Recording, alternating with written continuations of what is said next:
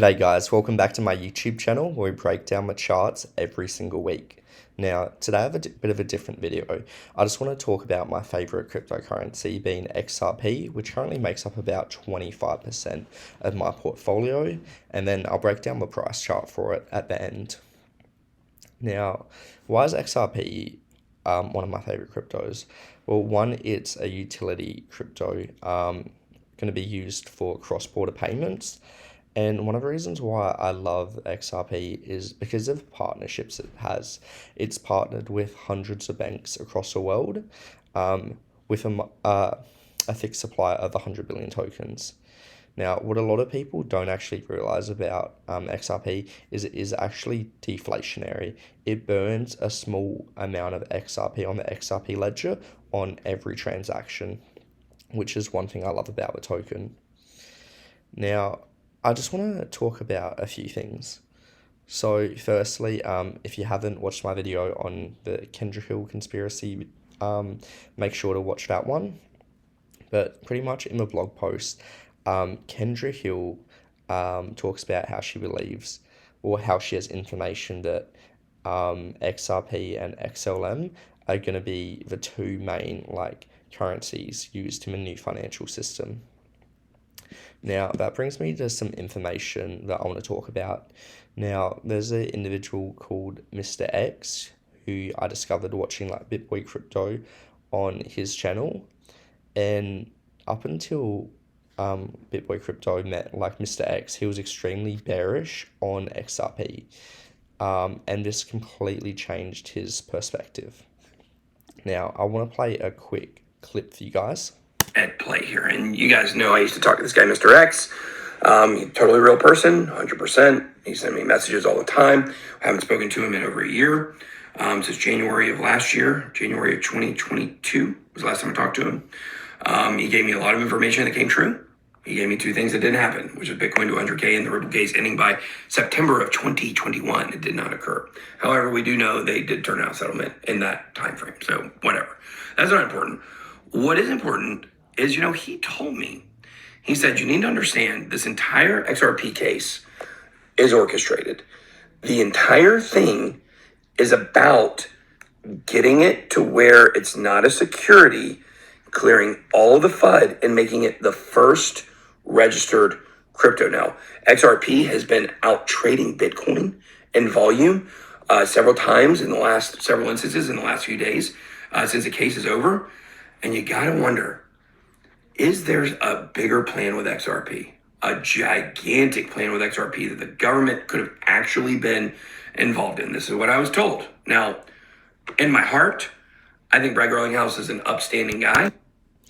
Now, I do have a lot of reasons to believe that the information that Mr. X has shared is actually true, because it coincides with the information we learned from the Kendra Hill conspiracy theory. But if I go back to the Bitcoin chart for a sec.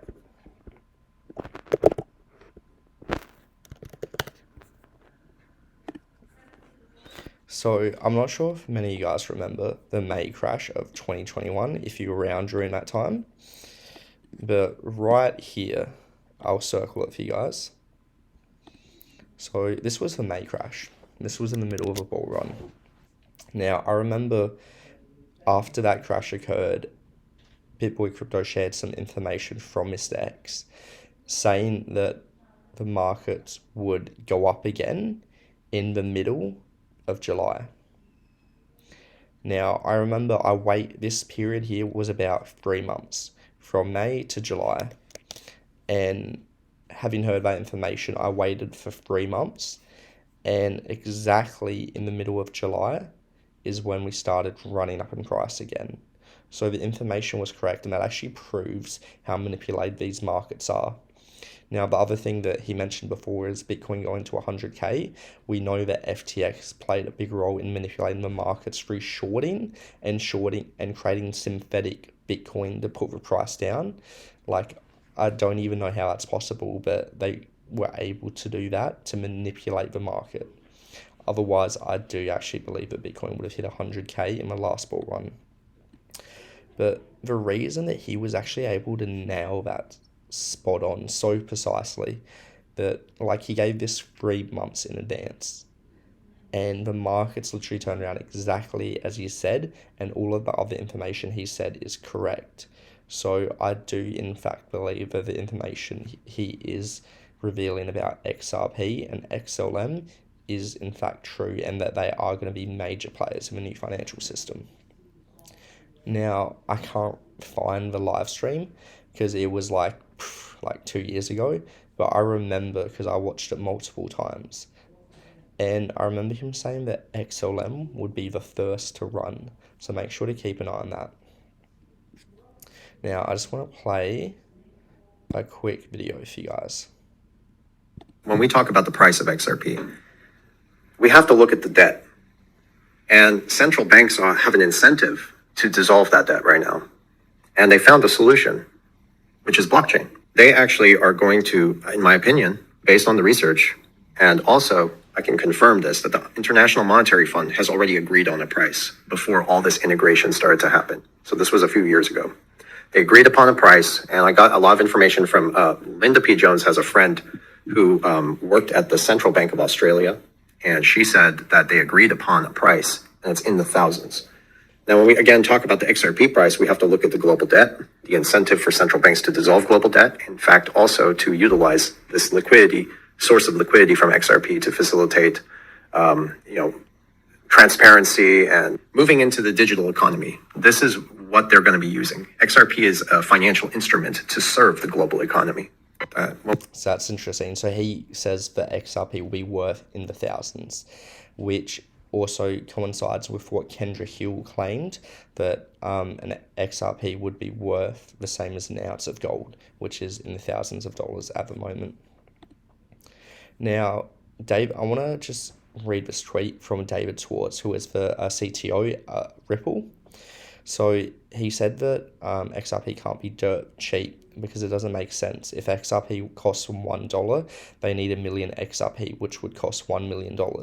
If XRP costs $1 million, they'll need 1 XRP, which would again cost 1 million. So to break that down, there's 100 million XRP in existence, right? Now, 100 billion. Now, out of that 100 billion supply, how much of that XRP is really owned by the community and different businesses and organizations, right? So think about your central banks. How much XRP would they be able to accumulate, right? Maybe a central bank has a few billion XRP available. Well, what if they want to transfer $500 billion, $1 trillion? If XRP is only worth $1, that would be impossible, especially since it's actually a deflationary asset. So for its purpose to be a cross-border payment, it can't actually operate efficiently without being a very high price.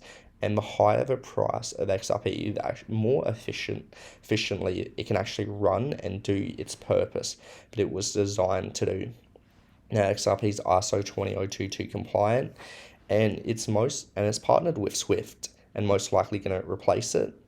But if you look at the partnerships, it's partnered with the World Economic Forum. All of these big players, hundreds of banks across the world, are going to be utilizing XRP for cross-border payments. It can't be at a dirt cheap price because it wouldn't be possible for it to run efficiently for the purpose that it was designed to do. So we know that XRP has to be a high price. Now, let's think about the lawsuit for a sec. Why, out of every single crypto, why target XRP of all cryptos?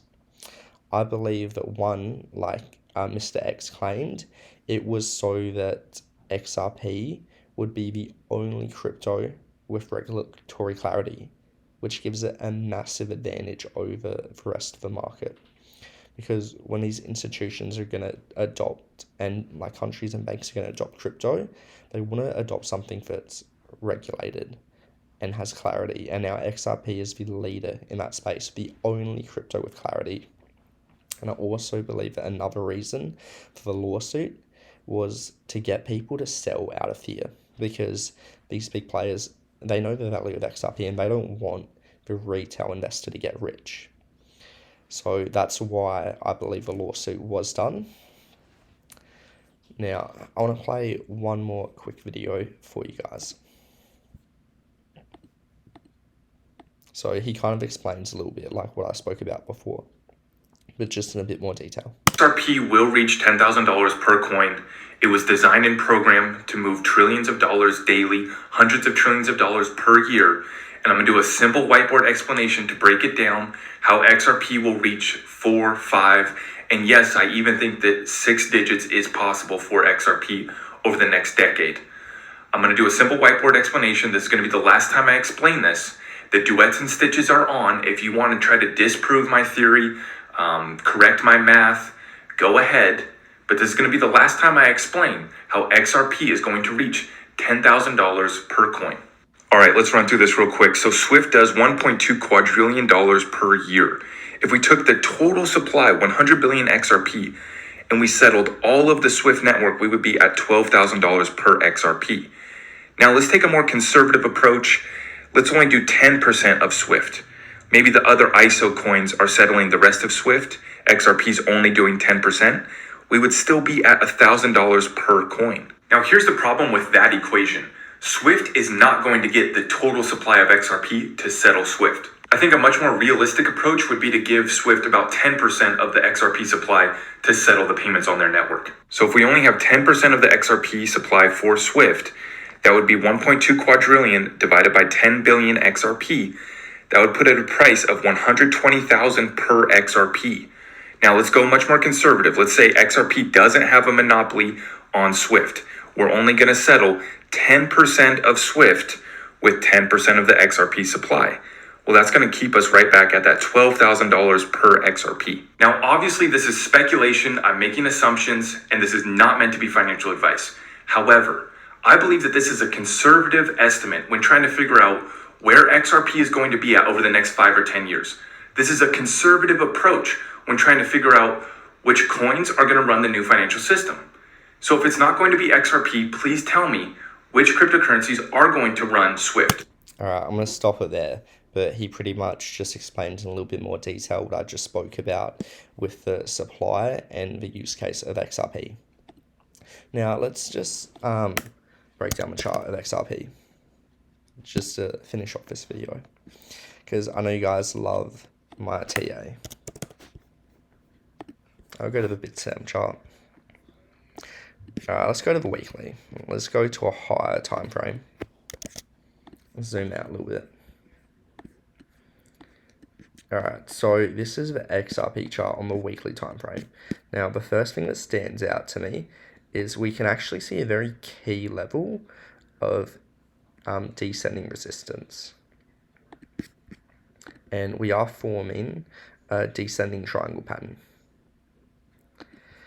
Now, the target for these types of patterns is actually the neckline if you measure from the bottom to the top. So this actually gives us a price target if we were to break out of around $4, which I think is a very conservative number, and I do think we can reach much higher price targets. Probably for the first bull cycle, before we do see that mass adoption, I do think that we can reach between $15 and $20. But if we go back to my other chart for a sec,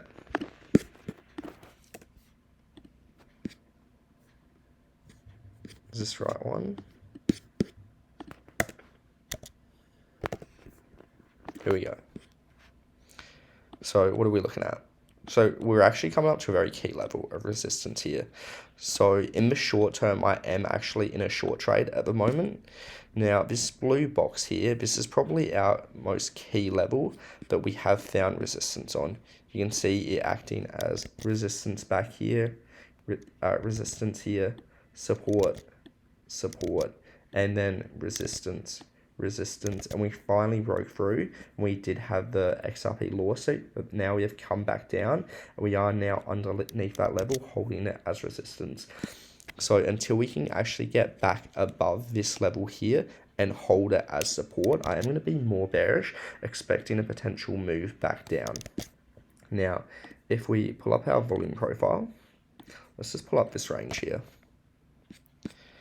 So it is a good sign that we are actually holding the value area higher, but I do think that it is likely that we could come back down if we do get underneath that to our point of control, and then even potentially our value area low. I do think that is a bit less likely, but I do think there is that potential to have a bit of a move down before we do get that next leg up. And that's pretty much all I've got for today, guys. If you did like that video, make sure to like and subscribe, and I'll see you guys next time.